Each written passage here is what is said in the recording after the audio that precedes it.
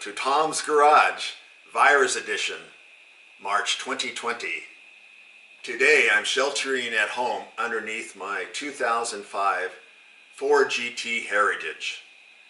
It's a platinum version of the automobile. It's in very good shape. I bought it 2 years ago with 600 miles. I like to take care of my automobiles. I do my own detailing. So when possible, I try to do whatever work I can on it.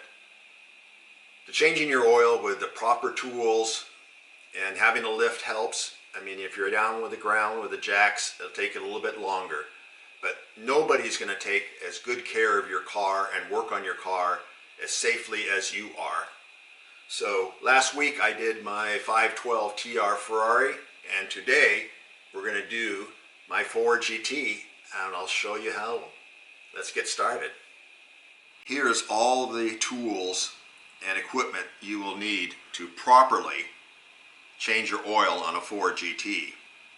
We start with the oil. You're going to need 10 quarts of this 550. This is Castrol Edge. There are different types of synthetics. They're like fine wine. Everybody has their opinion. And then we have a canister oil filter that you'll need to replace the existing one with. You can get it at the Ford Motor Parts counter. And then one of these are a must. I know they're expensive, a couple of $100, $150 or something for them. A 90 degree, because some of the areas you're working with are very tight. And this one is a T27 torque bit on this that will open up, that takes most of all the fasteners off the bottom of this car, which there are 40 of them. Yes, that's right, 40. We'll get into that. You don't have to take all 40 off. I'll show you how to do it. Then we got a flashlight. You got to get that so you can see what you're doing. You need to have cups so you can separate your screws, because there's different sizes, different colors. You've got a lot of them. You want to make sure they go back in the same place.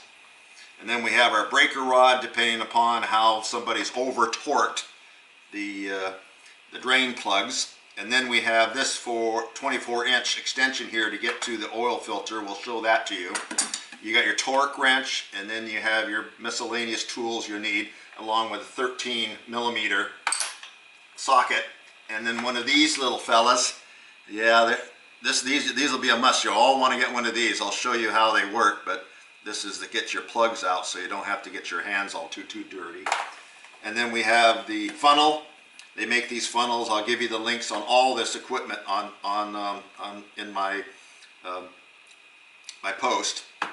And then they actually comes with a lot of different drains here, so this plugs into them. So it goes tight so it doesn't overflow, and they actually have one that fits a Ford GT. I was amazed.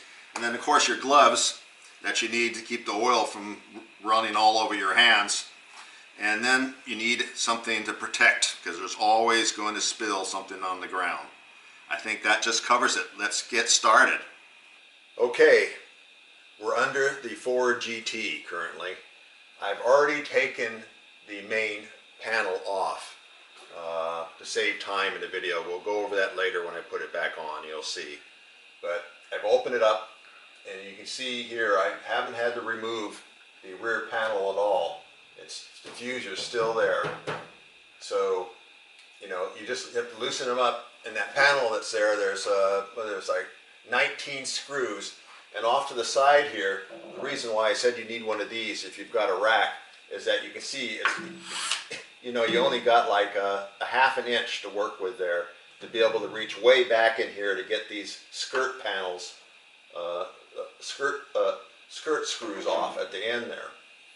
So, and then up in front, you need to loosen them up. So you're taking this panel that's here, sort of dropping straight down. If you took the back off, you can put it in there, and you can slides back in here a little bit, and you can work it out. And you just have to take this one panel off. Makes this particular job much easier.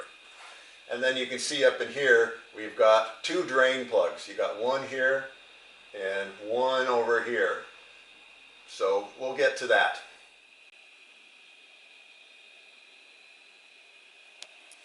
Hi. Okay, this is step 1. Changing the oil on the 2006 Ford GT Heritage Edition. I wouldn't recommend using this tool on it. It might scratch up the canister, and we don't want to do that. So let's take a look really closely down in here, and let's take a look at this canister. Let's get a shot down in here. So you can see it's got a plastic top on it, and I got my wrench here, which I'll show you in a second. We can put on here and we loosen it up, and once we break it, we can unscrew it, and we pull that canister out. This whole section comes out with the canister, and it really didn't spill that much oil at all. I put down rags and a towel down here to catch any spill, but this whole thing comes out in one piece, kind of oily. So we stuck a rag underneath it, and we brought it out. Here you can see a picture of the canister here. This is what it looked like in the O-ring. So here we have, this is the canister. Let me get my 36 millimeter socket on it. So why don't you get it through here, get the hoses out of the way, and see, it fits on there really nice. Here, let's take a look at, this is why you have to have the 24 inch extender here, so you can get it through there, and you can see it'll come off. You just twist it, and you can do your torque setting, because I've said this before, we already got the filter out, and we put it back in and got our torque set on it. After we'd finished draining the oil out, we came up here and tightened it and got our torque. Okay, here we are. We just finished doing the canister for the oil filter, and we left it open a little bit so that some of the air can get through to help the drain here. So the first thing you want to drain under here is the reservoir. You can see back up in here, there's the bolt for it. It's a 13 millimeter bolt. And this is where all the oil is going to come streaming out of there. That's like about 8 quarts in there, and it just pours out. So, you know, once you can get it open, let's say that we got it already loosened up, and we're ready. It loosened up. We broke it loose, and it's loose enough to turn by your hand. So then we get the device that I was telling you about. This little fella. It's a magnet section on the end, and then it also has corners on it, so it takes that piece, and from there, let's say it's loose right now, I can actually turn this with this without getting my hands in it. I can get them way out of the way, and I can loosen the whole thing. So a lot of fluid's going to come out of here. This catch basin here is just big enough to be able to catch all the fluid coming out of there, and I have this one right below here, just in case of emergency, to catch it. Of course, then I also have all my film on the ground to catch any spill.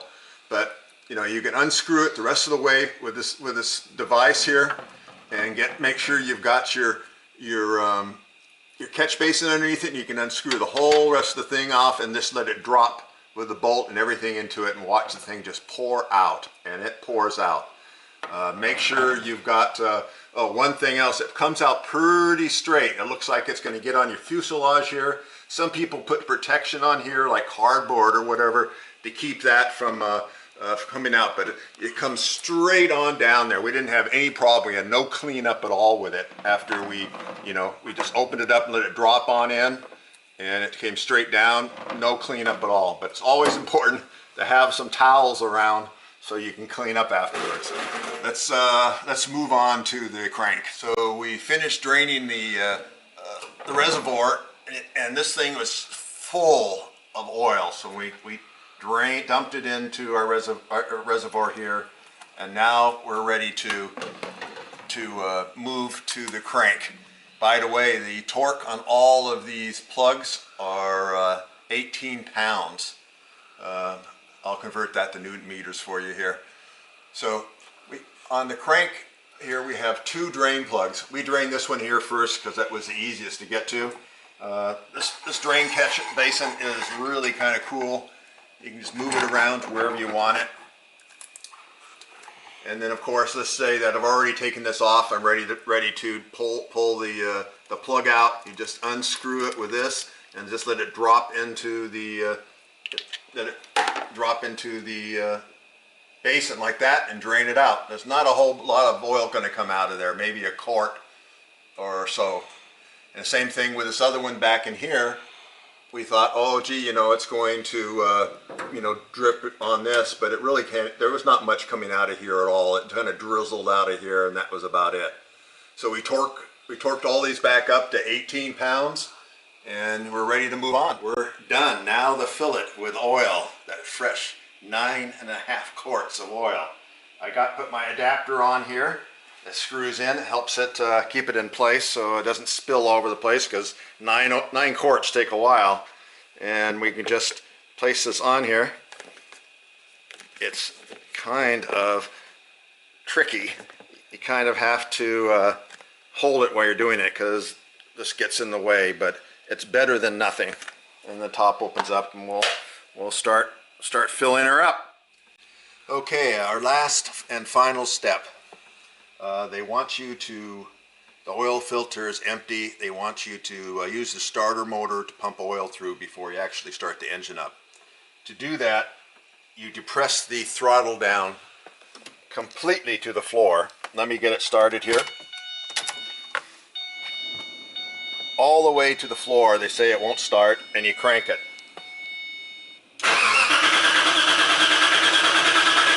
For 20 seconds. That wasn't quite 20, but you get the idea. And then after that, you can start it up and warm it up and check for leaks.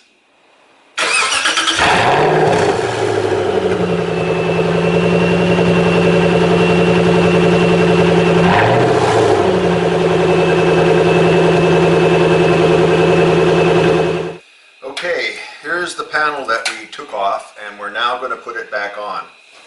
You'll need to be careful with these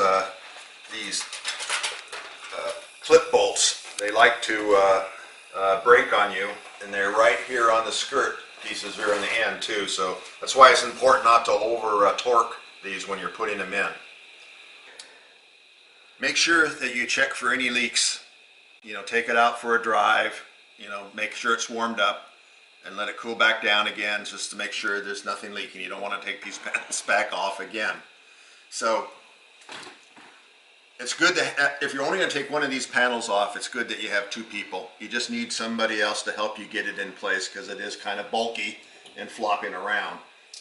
So why we didn't have to take the back panels off here is because we loosened up these bolts here. And so we were able to take this panel that you're looking at here, we slid it back far enough here to be able to get this in. There's about an inch here. Slipped it back, and then we slipped it back this direction. So it makes it a lot easier if you got two people. So now, okay, we have all our 19 bolts. We have different sizes. I've got them separated here. These are the short bolts I've got here. So I'm going to go around and I'm going to hand feed all of these in these holes, just to make sure that it's not stripped or whatever has to be done. So I'll get them all started, and then I'll go through and I'll use my electric screwdriver to bring them down tight, and then I'll go around with my torque, just because I'm kind of anal about that. Make sure it's the right torque on them. I don't want to snap any of those clips. So we're going to just bring these up somewhat snug, not too tight, and then we'll go around, put it on really slow. We don't want to overstrip any of these. And then we'll go around and we'll do put the torque wrench and do torque them up to 7 Newton meters or 62 inch-pounds with a torque wrench after I've gone through and brought them all up to a little bit tight.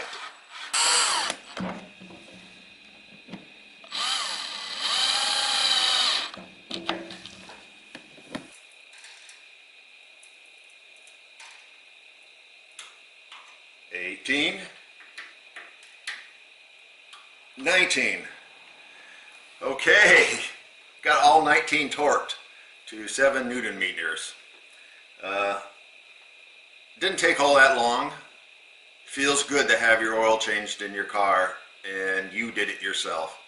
So go out there and work on your cars, change your oils, do as much as you can, because nobody's going to treat your car as good as you are.